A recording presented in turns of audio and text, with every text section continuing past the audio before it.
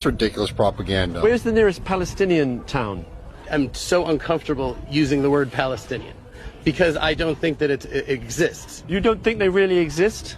I don't think that they exist as a real nation with a real claim to this land. They don't exist with no claims to the land, huh? This is not even a fringe opinion. Daniela Weiss says it all the time, too. They're always throwing doubt and shade on other people's existence and claims to their land. But you know what? Let's look at their existence and their actual claims to the land. Let's expose some hypocrisy here. Let's start with the Star of David. And you can fact check this in all encyclopedias, too. The Star of David was actually first used by the Jews as a religious symbol only 400 years ago, starting in Prague, a city in the center of Europe. And only 200 years ago did Jews all around Europe start using it, and only after World War I did Jews around the world start using it as a commonly accepted symbol for their religion. The symbol itself is only two triangles. It's been around for a long time. Muslims have even used it in the past. But as a symbol that represents the whole entire religion, that's actually a relatively new symbol that started in Europe and was first accepted as a symbol for their flag at the first Zionist Congress in 1897. Now let's look at their language. Modern day Hebrew.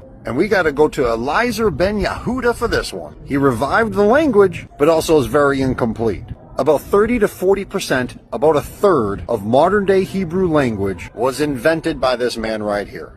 And he died in the 1920s. The Hebrew language stopped existing for a long time, and its recreation with all its added words only came back late 1800s, early 1900s. Look him up.